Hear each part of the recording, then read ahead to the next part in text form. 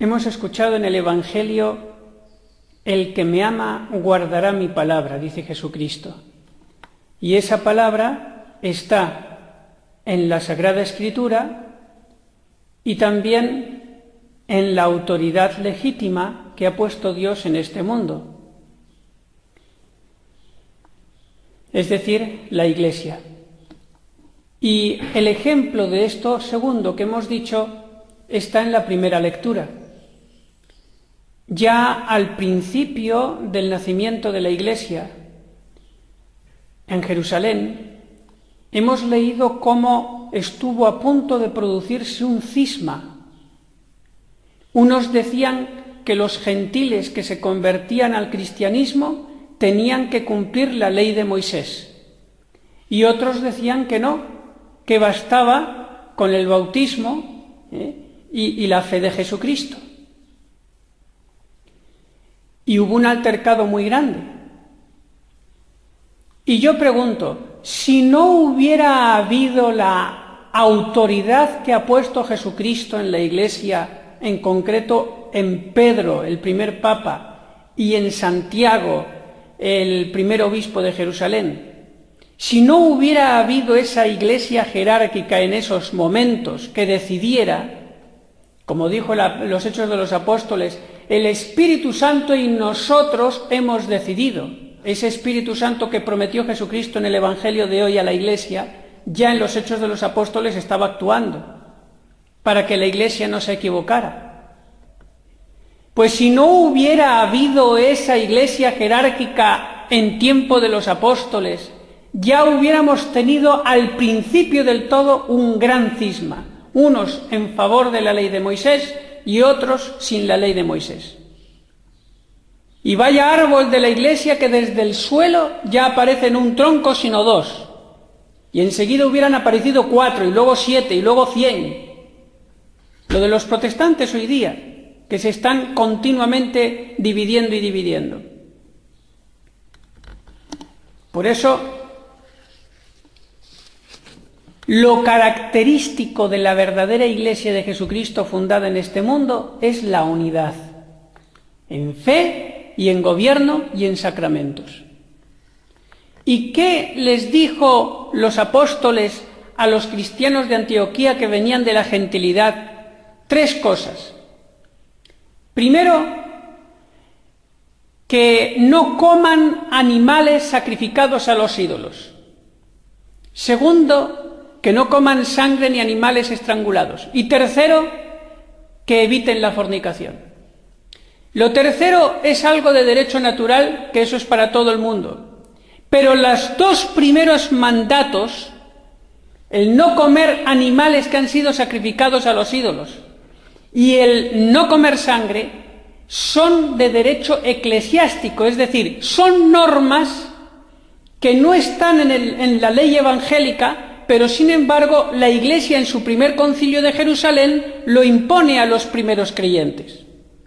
Son normas que con el tiempo se pueden quitar y solamente se pusieron por las circunstancias del tiempo, como muchas otras normas de la Iglesia que la autoridad puede poner y quitar para guiar a todo el pueblo fiel como un rebaño unidos hacia el encuentro del Señor. Y eso también es de alguna manera palabra de Jesús, a la que hay que obedecer. Fíjense que el primer mandato que les dan a los cristianos de Antioquía, no comer de los animales sacrificados a los ídolos, resulta que después San Pablo en una de sus cartas dice a los cristianos que el que tenga recta conciencia sabe que puede comer animales sacrificados a los ídolos porque sabe que los ídolos son nada, pero que no coma delante de otros que tienen la fe débil, no vaya a ser que pierdan la fe al verle a él comer esos animales. ¿Ven? Ya Pablo está diciendo: el que sea fuerte en la fe y no haya peligro de escandalizar a otros, puede comer todos los animales, aunque estén antes sacrificados a los ídolos, porque sabemos que los ídolos son nada. Ya Pablo estaba de alguna manera cambiando el primer mandato que dieron a los cristianos de Antioquía en Jerusalén. Y está bien, porque esos mandatos eclesiásticos dependen de las circunstancias, del tiempo y del lugar para que sean prudentes. Hoy diríamos, pues, la asistencia a misa los domingos, el ayuno eucarístico, el no comer carne los viernes, etcétera, etcétera, etcétera. Son mandatos que pone la Iglesia a lo largo de estos siglos que llevamos, y que tenemos que obedecer, y que la Iglesia verá asistida por el Espíritu Santo cuando los quita, cuando los pone, y todos a una. Y eso es acercarse al reino de los cielos como los niños. Porque dice Jesucristo que el que no es niño, el que no sabe obedecer, el que no es sencillo, no entrará en el reino de los cielos.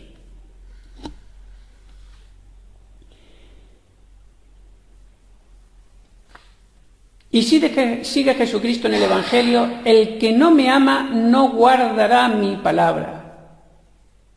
Y sin amor no hay salvación. La virtud de la esperanza consiste en esperar, confiar que Dios me dará la salvación eterna si yo cumplo sus mandamientos, si soy obediente.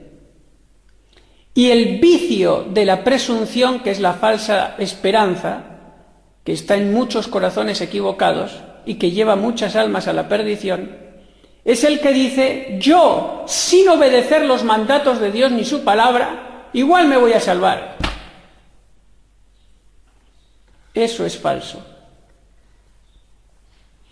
La desobediencia puede ser grave o leve. Si es grave, entonces requiere el sacramento de la confesión para recuperar la gracia perdida y poder así recibir el cuerpo de Cristo. También existe la palabra del demonio que usa, diríamos entre comillas, su iglesia en este mundo, para engañar a muchos, también si pudiera a los fieles. Y a veces esa iglesia del demonio se materializa de alguna manera en los pervertidos medios de comunicación que nos engañan, en la intromisión del Estado en los colegios para educar a los niños en cosas perversas, en contra de la voluntad de los padres. Y nosotros tenemos que tener mucho ojo para no dejar que esa palabra llegue a nuestros oídos, sino saber seleccionar los medios de comunicación, la televisión, la radio, lo que sea, para quedarme con el canal, con la emisora, que realmente sea buena, y no estar husmeando basura a través de los medios de comunicación que me contagian y me hunden en la tiniebla.